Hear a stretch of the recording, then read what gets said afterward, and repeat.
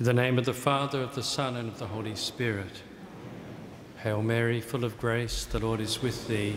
Blessed art thou amongst women, and blessed is the fruit of thy womb, Jesus. Holy Mary, Mother of God, pray for us sinners now and at the hour of our death. Amen. Mary, Queen of Carmel, Father, Son, and Holy Spirit. I've heard that some of you can't hear me, but that's probably because you sit down the back. So if you want to hear me, given that I'm only a little man with a little voice, you may have to come up closer. That's hard for Catholics, so actually it's quite good that the front rows have got people there. Are you Catholics in the front row? Okay, last week I began this excursion in looking at the place of Jesus Christ in our lives as Catholics and as Christians, by beginning simply to clear away all the dark clouds by talking about what's on everyone's mind. We did that last week. The stuff which is before us because of what's happened with Cardinal Pell and the Royal Commission and so many things. We're very, very distressed by it and very unhappy by it, but it's there. There's no point pretending it's not there. And I suppose what I tried to do was to give you the general principle, which I think needs to be asked every time we do things, regardless of what. And it comes down to the very simple question, where is God? Because for people who believe, it's the only thing that matters. And where is God really becomes a question, where is Jesus Christ? And we took that question to the situation that we find ourselves in last week, and we took it to Jesus going to the cross, to Calvary, and saw that the implications of the finality of the death of Christ were explored in Holy Saturday. And I believe that everything that has happened in the past has the finality that's there. It's a fact. There's no point denying, there's no point excusing, it's there. And once we accept that finality and do all the things which love and justice demands of us in relation to those who were abused and suffered, in relation to those who are suffering because of the reality that had happened, and that's all of us.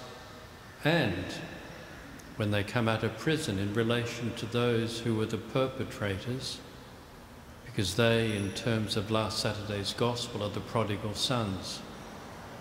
And we have to be the prodigal father to them, because this is what the gospel demands. So that's where I left you last time. Hopefully you've gone away and thought about it, and perhaps been challenged by it, because in many ways, institutional changes, administrative and structural changes, the work of compensation and trying to do what we need to do because of what was done, in fact, is a complete worthless waste of time if we do not find God within ourselves and take the move which is always required, which is that simple move in holiness ourselves. Otherwise, we could do all sorts of things which in their own way could be quite wonderful, but if we don't move in holiness, in the end it's all would have been a complete waste of time. And when we look at the church, we look back to all the other occasions in 2,000 years of history when we've been struck with so many problems and issues, and nobody can remember the church's institutional administrative response. But people can remember the saints that emerged in those times.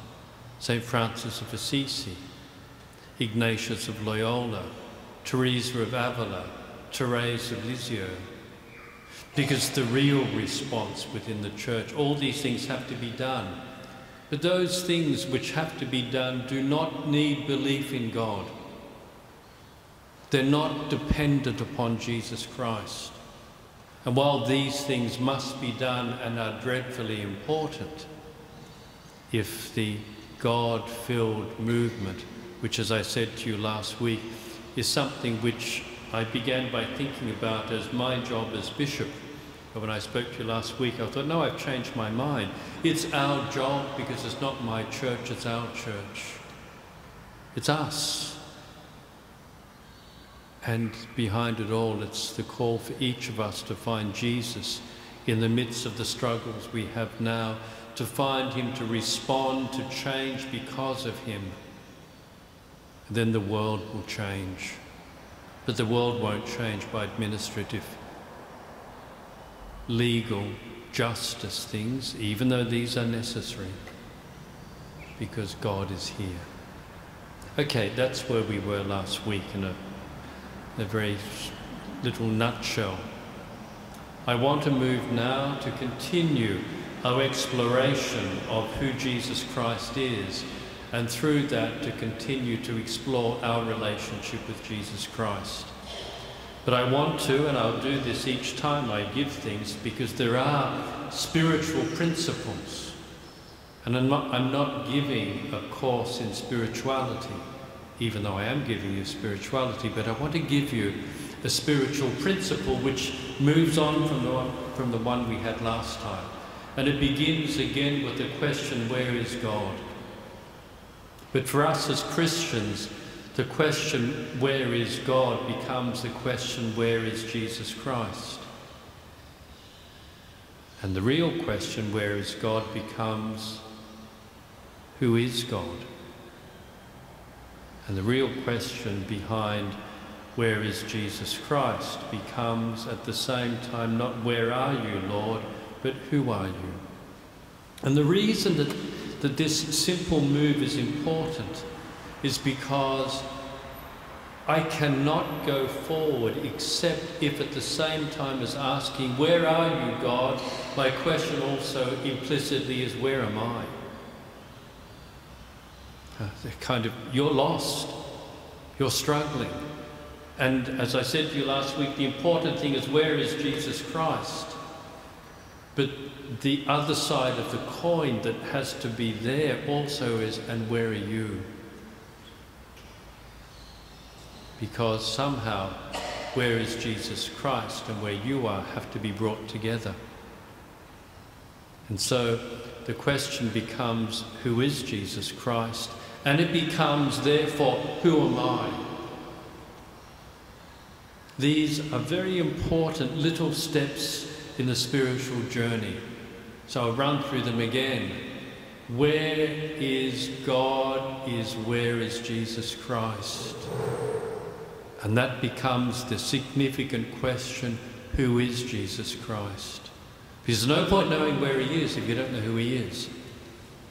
And the complementary question that has to be there is, and where am I? Because if I'm not brought into the issue, then it's all about theory.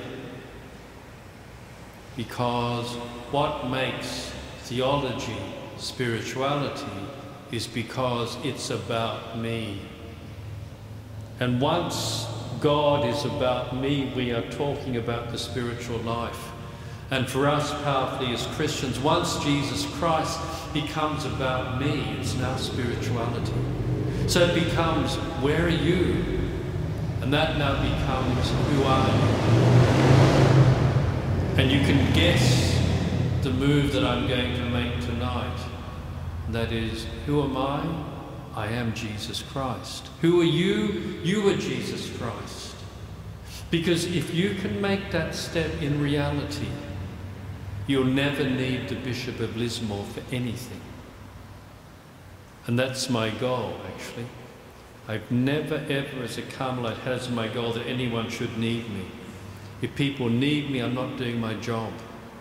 My job is to help you find Christ so that you'll never need me again. And then Father Jim will be delighted, because it means I'll be able to retire earlier. That's once you've found Jesus. Okay, now the last theoretical part that I want to give you is, how do you make the connection between yourself and Jesus Christ? And it's what we did last week. Because I said where you are is where Jesus is as he goes to Calvary to die. Doesn't want to be there, is lost, and wishes he could get up and go away. As many of you, you kind of wonder, am I in the right church? If this is what's happening in the church, I want to get up and go away to a perfect church. So does the bishop. But as I said to you, you can't. And we began, and we will probably next week begin to explore through Jesus Christ what the real experience of faith is and what it means to have faith. But we discovered last week, didn't we, that the interesting thing was that where you are and what you're struggling with was exactly where we find Jesus on the way to Calvary, and he was struggling with the same things. So straight away, you've got a way of understanding where you are. And as I saw last week with you, I'm beginning to identify how you're meant to respond in this difficult time. And as I said, exactly as Jesus responded. So you've got nothing to think about, because we follow him. And that's the power of this thing called the gospel. The gospel is never meant to be a book that you use to prove people wrong with, that you hit people on the head with, that you use to take an oath. At the simplest level, it enables you to learn about the life of Jesus, to learn about his teachings. But at the more profound level, it is the thing which helps you connect your life in this moment with Jesus Christ now. Because this book is a story of his life, and for your bishop, I want it to become the story of my life. So that the book, when I meet Jesus one day, I'll say, the gospel is the story of our lives, isn't it? And he would say, yes, that's what it's for. Okay? That's what it's for in a spiritual life. Because it becomes my story, because it's his story. It becomes my story because my goal in life is that I should be another Jesus Christ. Which means that everything in this book, in all aspects of my life, it is this book which will help me understand my own life and who I am. Because I hope that as time goes on, if I ever come anywhere near holiness, it will be Jesus living in me and not me. Okay, that's what holiness is. That's the goal of it, you know. In fact, it's what the clergy should be telling you, what the goal of your life is. So, tonight, the topic is a very simple one. It is Jesus as we find him relating to other people. Very important thing. Next week I'll probably look at Jesus as he is in relationship with his Father. And if I do that, probably the last one I'll do is Jesus as he relates to himself. Because that's what we do. We are in relationship with each other. We are in relationship with God. And we must relate to ourselves.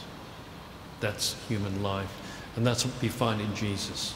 Okay, what I'm going to do to start to lead you through and then comment is to show you how you can use the Gospels.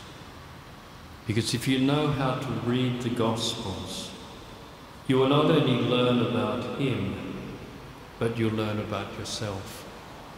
Okay?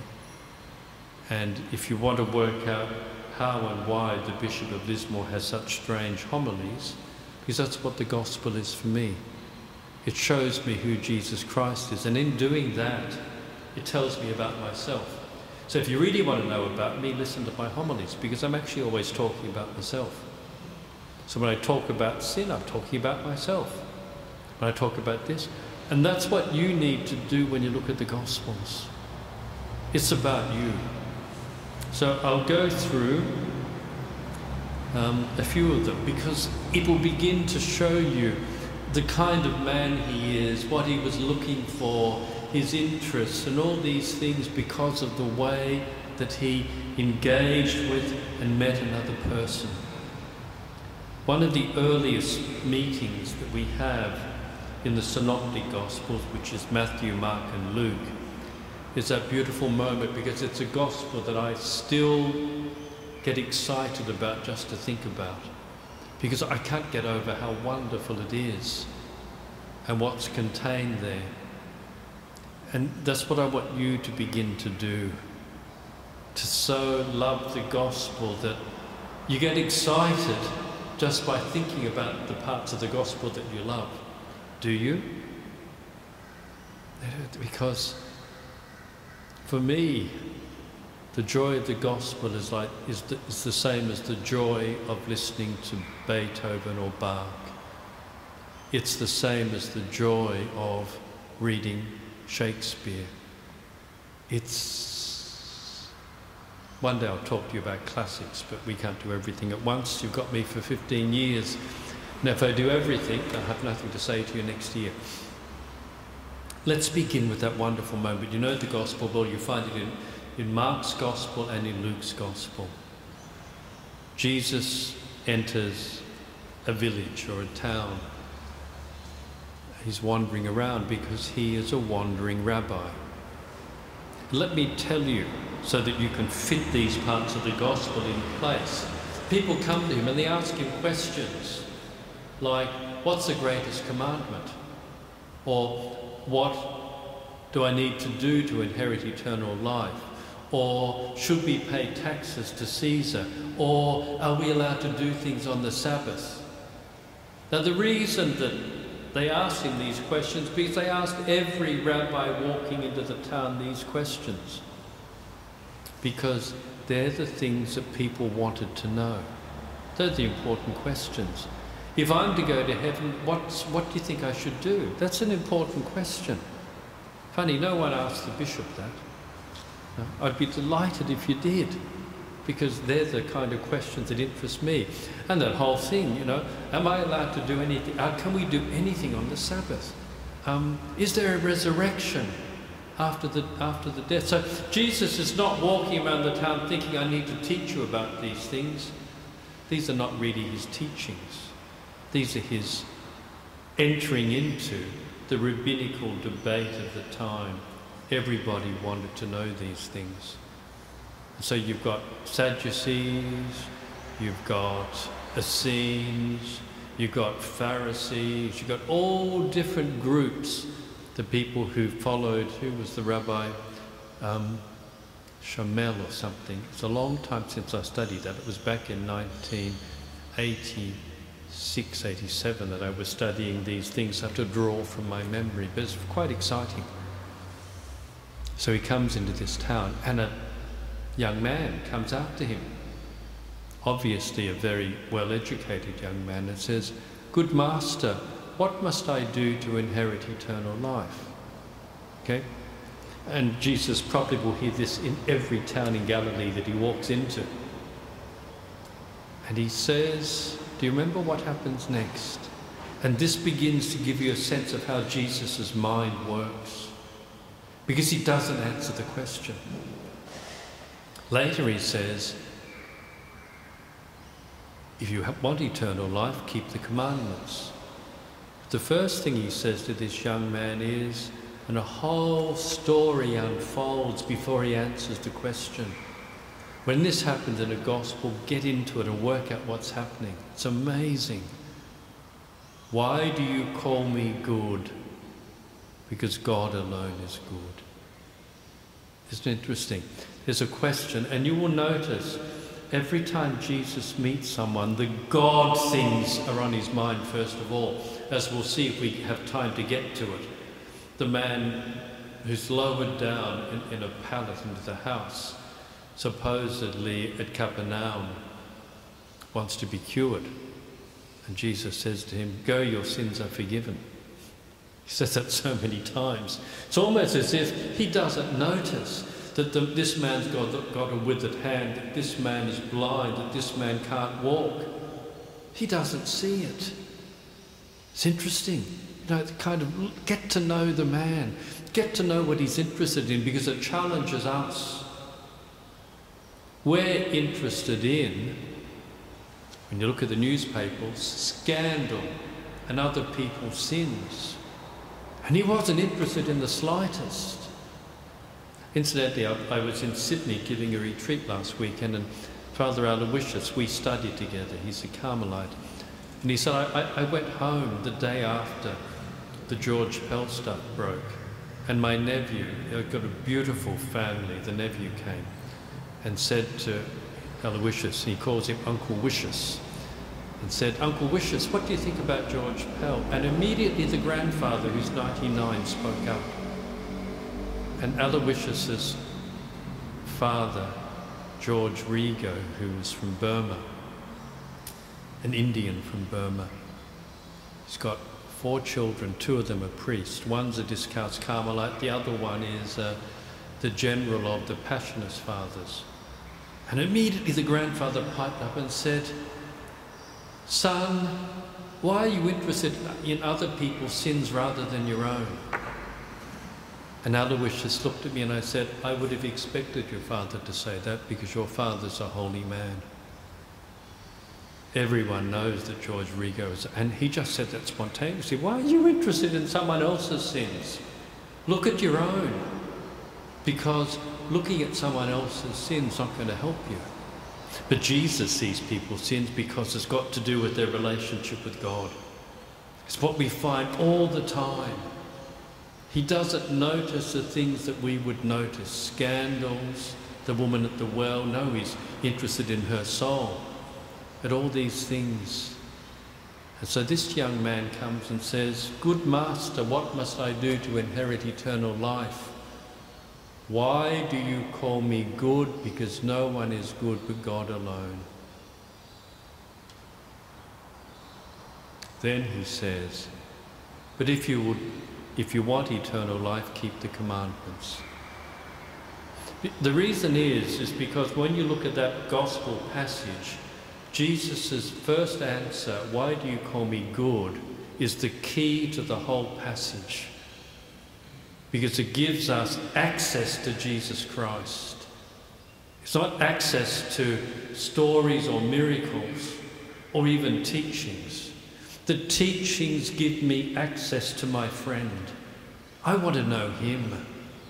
There are so many teachers whose teaching was as good as Jesus's. Pretty hard to go past Confucius. And he ate pork because he was Chinese. That kind of, no, we need to get to the man. So he says, if you want to inherit eternal life, keep the commandments. Remember what the man said? Master, I have kept these from my earliest youth. Now look at what Jesus does. He looked at him steadily and loved him. The real story is, good master, why do you call me good? And he looked at him steadily and loved him. If you don't know how to read the gospel, you won't find him, you'll never find yourself, and you'll get lost in the wrong part of the story, which in the end is not very interesting. I've kept these from my earliest youth. Do you know what that young man said to Jesus? Really? From the moment I knew right from wrong, I have never done anything wrong. It's extraordinary. I have kept these from my earliest youth. That effectively is whoever this man is, which I know I'll see him in heaven. Such a man cannot be anywhere but in heaven. And I can guess what happens for the rest of the story of his life because I know Jesus.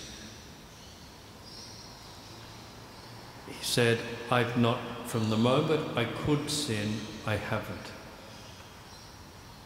That's a shocking thing to say because St. John says in his first letter, if you say you've never sinned, you've told a lie. So what's Jesus going to do? Are you telling a lie, mate? So he looked at him steadily into his eyes and did he condemn him? No. Did he say, as he did to the woman at the well, you're right, because this man's not your husband, you've had many more before. No, he looked him in the eyes and he loved him. It shows something about this man, but it shows something about Jesus. He'd never met this man before. And he was able to look him in the eyes, and his heart went out and loved this man, whose name we don't know. And then he said to him, "But if you would be perfect." He hasn't asked this question. But he says that because he knows what this man really wants. He wants perfection. And I hope that's what all of you want.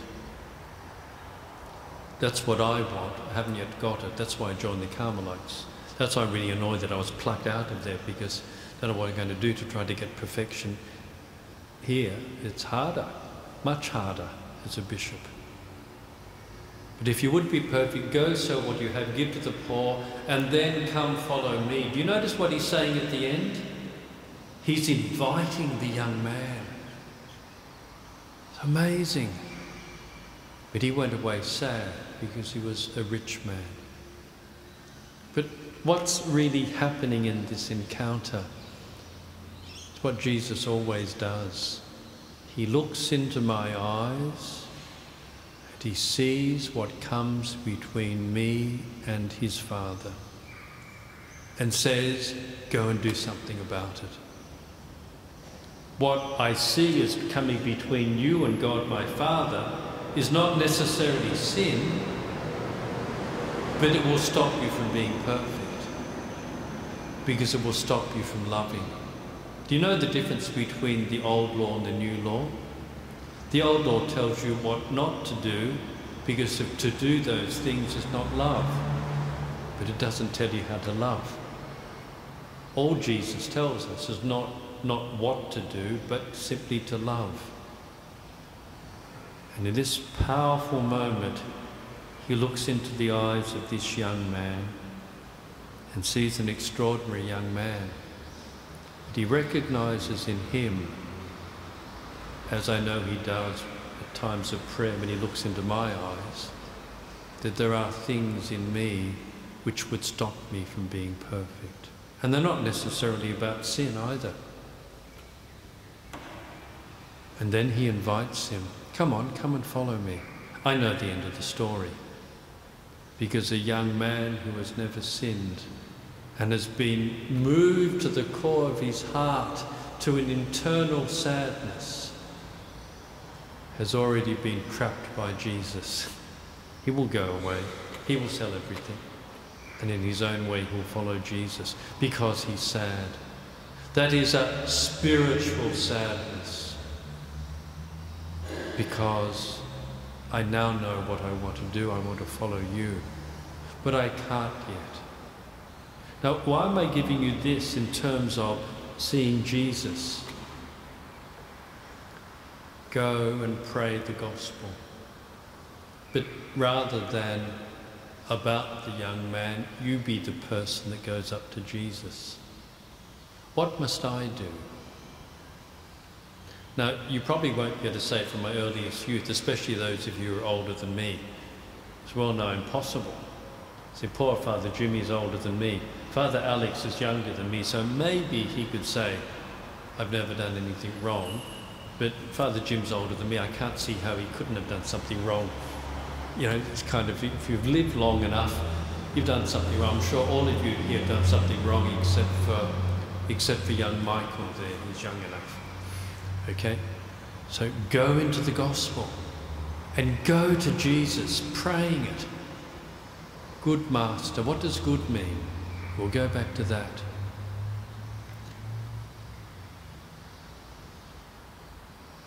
This young man is so blessed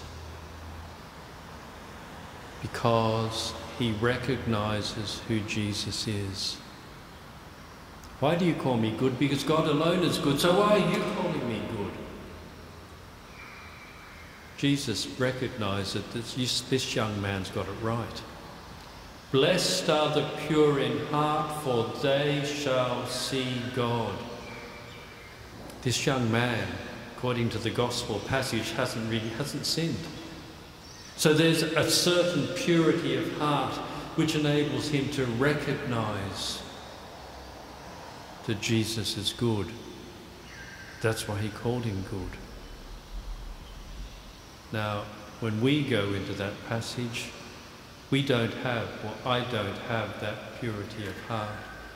If I did have it, I would have died by now. So many of the Carmelite saints, in fact, the Carmelite order is very odd. Most of our saints die very young. And I think it's because they've striven for and attained a certain purity of heart so that they can see God. Now, I've lost my chance. Your bishop's not like one of those great Carmelite saints.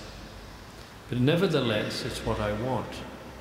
Read that gospel wanting perfection and look into the eyes of Christ and say, what must I do? And he will say, keep the commandments. And you can tell him the ones that you don't keep. And he will say to you, this is not really what matters. What it matters even more than not sinning is to attain that perfection of the children of God, and ask him to show you what it is in you, your tendency, your desire. And in this man it was that his possessions were important to him. What is it that's important to you, which is not God? Because, as Jesus says, and now you understand his teaching, you cannot serve two masters. You cannot hold an ungodly thing together with God in your heart. Do you see that? But the important thing, as we're beginning to look at it, is to begin to see who this man is. It's quite an extraordinary thing. I'll move on to another one, which I know I gave you either last year or the year before, because the thought of it brings to mind, but it's an example again of how Jesus meets somebody. And this is from St. Luke's Gospel, where Jesus goes to the house of Simon the Pharisee. And he goes and has a meal with them. And Jesus ate a lot of meals with Pharisees. And he knows the scriptures and the law so well that I wonder whether, when I ask him, when I see him, whether he was taught by Pharisees. I think the answer will be yes. Otherwise, they wouldn't have invited him for dinner. They don't invite Sadducees for dinner. They don't invite tax collectors for dinner. They don't invite sinners for dinner. They invite their own. And that's why Jesus knew them so well. And perhaps that's why he was so annoyed with them. Because that's probably why he knew they should have known better. It's what he said to Nicodemus. You, a teacher of the Jews, and you don't know this? That's a real strong reprimand. Because he knows what Nicodemus should know. How does he know what Nicodemus should know? Probably because he understands the position of the Pharisees, because he knows it. Anyway, he goes to this person's house, and in walks this woman. She's a sinner. And the whole house goes icy cold. And they're all looking at her. And they're wondering what Jesus will do, because they all know who she is. Because she has a bad reputation. That quite simply means that she's a prostitute. And so she comes to him. And St. Luke writes, and she doesn't dare look at him. And then the next thing we know, suddenly she starts crying, and cries so much as to wash his feet. What's happened in this gospel? The question you need to bring in order to find yourself in the gospel is, in your own way, understand what's happening so that you can meet him and get to know him Because once you get to know him, you won't be able to help but love him. So the real question is, why did she cry? Enough tears to wash his feet. Well, I reckon if Father Jim got close enough to my dirty foot, he might cry too. But probably not enough to wash my feet. It's bizarre. You know, when you think about it, these things don't happen. Now, the important thing to remember is what we found in the last Gospel passage.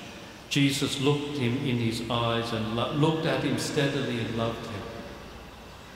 St. Teresa of Avila would say to me, my son, she would say to me, because I am her son, my son, I believe Jesus looks into everybody's eyes. And my prayer for you is that you will also see his eyes one day. If she says to the members of the order, if only you could see his eyes. I don't mean with your physical eyes, but with the eyes of your soul, because they are the most beautiful thing that you will ever be able to look at. The eyes of Christ. The eyes of Christ reveal his love, his tenderness, everything. So I know for sure she didn't want to look into his eyes, but he wants to look into her eyes. And eventually their eyes meet. And my theory of reading the Gospels from a spiritual perspective is you must always ask, what happens when the eyes meet? Because the rest of the words and the rest of the story is a consequence of the meeting of eyes. Because the meeting of eyes is the meeting of two hearts, of two people. Words are just words. And you don't meet a person necessarily by listening to their words. And besides, Jesus has said nothing to her. But he said a lot, just made her cry. Let's look at her. She's a prostitute. She must be young, because there weren't old women around. And we think to ourselves, we have our opinions. We just write people off. But Jesus never wrote anyone off, not even a leper. Why is she a prostitute? Most likely because she comes from an extremely poor family. Why is she a prostitute? Very likely because from the moment she reached puberty, she was sent out to make some money to feed the rest of the family. Most likely she's a prostitute because she is in the ranks of the absolute poor, who have no worth in society and no place. So she goes out. Which means, let's think about her. What does she think about life? What does she think about herself? As with anyone, and it's part of the problem with sexual abuse, it's very hard for anyone to build up a full, integrated sense of self. And the extraordinary thing is, most of us carry some sense of worthlessness, of lack of self-esteem. But this poor woman has no self-esteem, nothing. And any kind of lack of self-esteem is in fact what paralyzes a person. So those of you who are parents, be careful. Do not undermine the self-esteem of your child, because they might struggle with that for the rest of their life. That's what this gospel teaches us. So Jesus looks her in the eyes.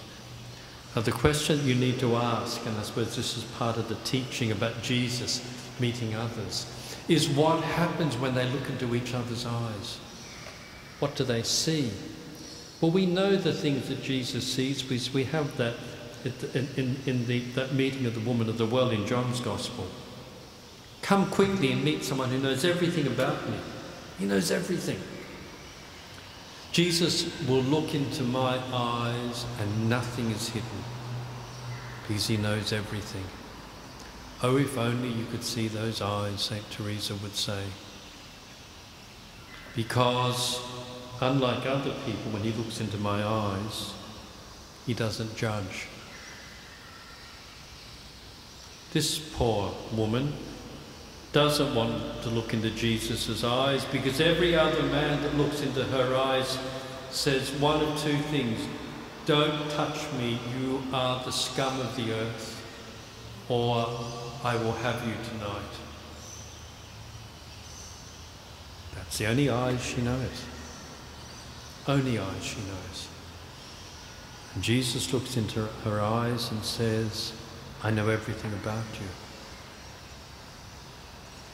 But what else does she see that Jesus says? Because the eyes speak. I know everything about you, and there is no one in the world that I love more than you. Because to see the eyes of Christ is to experience love. And I think this poor girl perhaps has never experienced love for the totality of her life. And she experiences it for the first time. And what's she going to do? Now you understand the story. And she cries, and she can't stop. And there are enough tears to wash the feet of Jesus. This is who Jesus Christ is. You only get to know him by seeing how he meets other people, but also allowing him to look into your eyes. Because he's not a person of history, he's a person who's alive now, and in prayer will look into your eyes. Do you notice remember where we began? Where are you, Lord? I am here. Who are you? I am you. So where am I? I am here. And I must find myself with Christ. And the gospel does that. And in every gospel passage, it's what happens. Again, because we're running out of time, every time he meets someone who's got some physical ailment, he doesn't see it. Because he sees their soul. You know, whether you've got white hair, black hair, lots of hair, or no hair, makes no difference. In fact, as far as Jesus is concerned, whether you've got 10 fingers or 8 fingers, doesn't matter. He doesn't notice it. In fact, whether you're sick or not sick, it's not the first thing he notices. First thing he notices is always about love. Do you love? Can you love? Because that's what I came in the world for. To show you how to love. To show you the way to the Father. To teach you to be merciful. To teach you to love. Because I am merciful and I am love. That's who Jesus Christ is. Let's end with the last one, which again is another one. I could run through lots of Gospels, and when one of them comes up at Mass, I get excited. So I'm a funny man. I get excited about silly things. And it's chapter 21 of John's Gospel. You know it very well. Simon Peter says to his friends, I'm going fishing. And they say, we'll come with you. And James and John, the sons of Zebedee, and others go with him. And they fished all night and caught nothing. And they're coming into shore and they're looking, there's someone at the shore who's cooked breakfast. And of course, John, and we'll look at John one day, John is the most amazing person in the gospel because he knows. We have to learn to be like John more than anyone else in the gospel. But anyway, that's another story.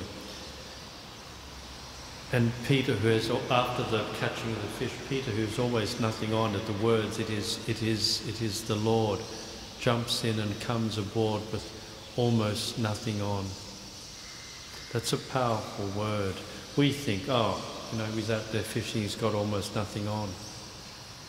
But it has another very profound meaning, because we go to Jesus with nothing also. When you go to Jesus covered with things, it's not you. We have to, like Peter, go to him with nothing on. Because what we have on is false. It's what we put on so that we'll feel good. And the sort of thing is, Peter's not afraid to go to him. And he goes running forward. Now we know what's happened. Peter's, who's got nothing on, is what? I promised you a few days ago that even though everyone else would desert you, I wouldn't. And I would defend you and be there to help you. Yeah, he was there, but he kept as far away as possible, and he did nothing to help Jesus. When Jesus died, Peter was on the perimeter watching. He wasn't at the foot of the cross with Mary and John. I'll do anything for you. No, you want? Yes, I will. And when St. John says he went with almost nothing on, he went with that I did nothing for you. But notice how he goes to Jesus. Not timid, not afraid.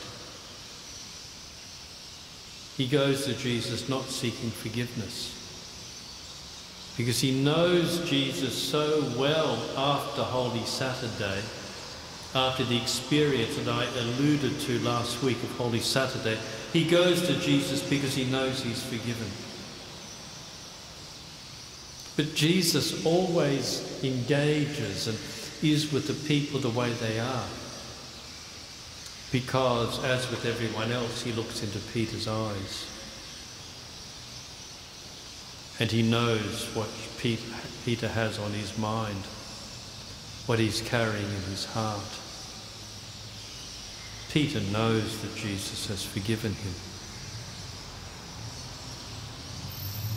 But he doesn't know whether Jesus will ever believe Peter again when Peter says, I love you. That's the obvious thing, isn't it? I know you've forgiven me, I know you love me. Peter knows that.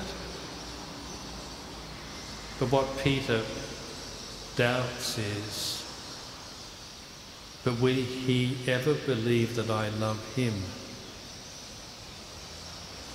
Notice how many times today's gospel, how many times must I forgive my brother? As many as 7 times? No. 7 times, 70 times. I know he's forgiven me, but will he believe that I love him? Because true forgiveness is forgetfulness. True forgiveness has no more impact in me. I've forgotten it. And so Jesus knows and says to him, do you love me more than these do, Peter? Because Peter wants to say to him, I love you more than these do. But Peter knows that saying it's not good enough, because I don't know whether you'll believe me. And notice Peter's answer, yes, Lord, you know that I love you. It's a very strange answer. It's not an answer to the question, but it's an answer to what Jesus knows Peter wants to know. Yes, Peter, I do know that you love me. And Peter says, yes, Lord, you know that I love you. And again, it's that sense of Jesus knowing what it is that's bothering Peter, knowing what it is that he needs to know. You need to know that I know that you love me. Yes, I know you love me. And Peter says, yes, Lord, you know that I love you. 3 times this is done. And this shows again the beauty of this man. This event is for Peter. It tells you who Peter is, how Peter is, but it tells you about Jesus.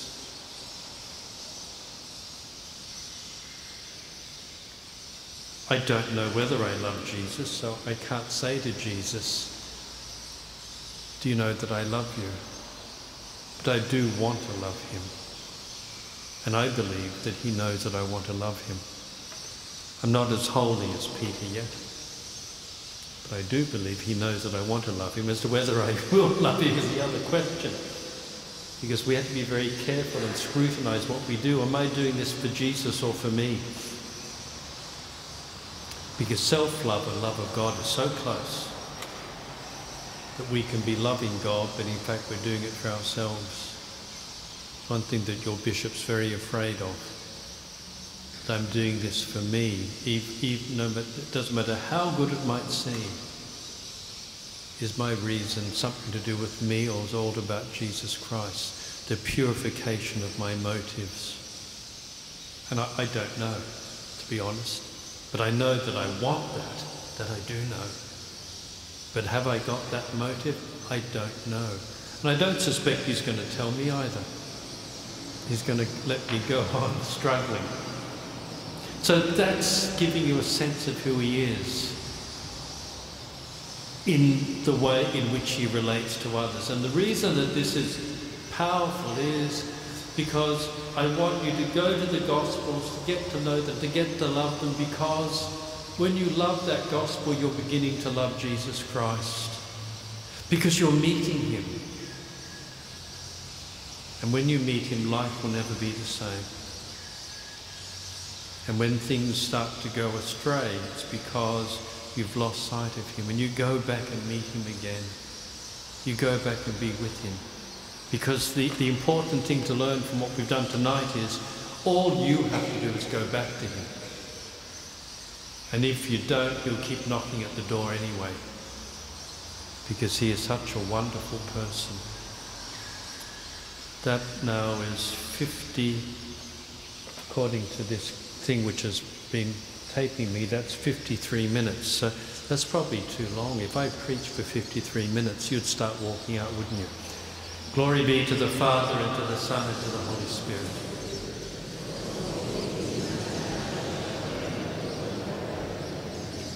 Now, does anyone have any questions or comments? Because I've got time, because I put my rice on to cook in the rice cooker before I came across, and put a Chinese sausage in there. So all I have to do is go home and fry an egg and cook up some vegetables, and there's my dinner. So it's almost done. I'm smart this week. Any thoughts or questions? If you do, don't be afraid, because probably someone else is or if you've not understood something, the answer is because I didn't explain it properly, in which case I should explain it better. Thoughts, questions? If you do, just stand up and I'll know, and you can shout it out. I want to know how I can find out the right way to study and read. Okay, the right way is very simple. Just first of all, get to know the gospel that you're reading so that it's part of you. That's the first step. If the gospel is something which is so apart from you that you have to read it, but make it part of you in the same way that a piece of music that you love is part of you. You can hum it any time. It's in you. You have to get the gospel inside. And as you get it inside, spend some time every day, if you can, just playing around and enjoying the gospel and getting to know Jesus, and slowly it'll fall into place.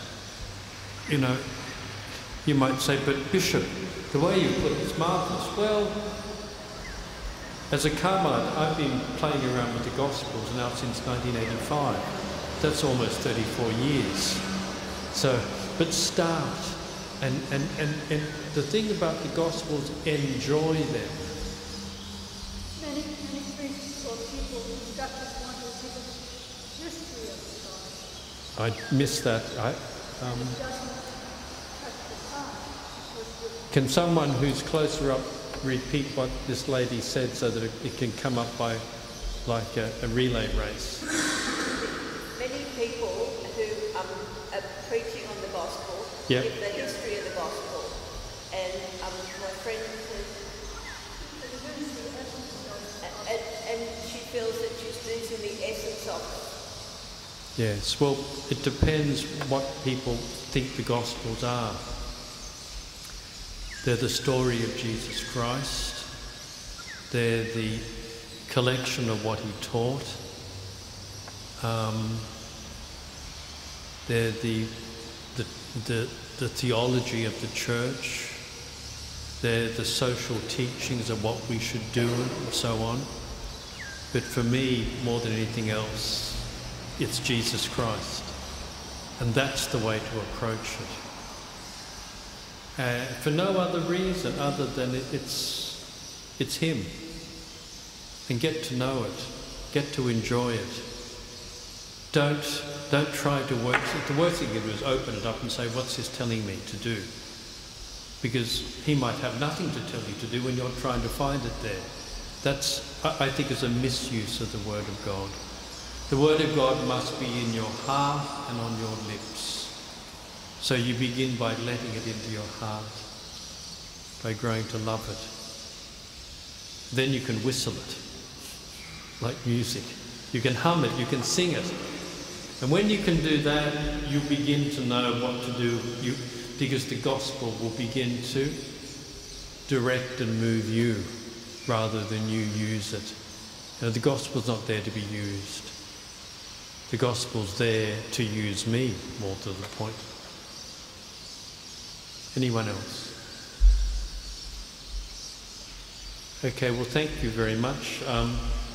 Nancy, can you remind me next Tuesday, when I'm wondering what I'm going to do, that at this point I should look at Jesus' relationship to his Father, and to use the text, because that in fact opens us up onto another whole part of what we need to learn about Jesus to get to know him. So he's part of our life. Thank you very much, and I'll see you next week. You don't have to come back next week if you're tired. Don't come back so that you make me feel good. I don't need that. Thank you.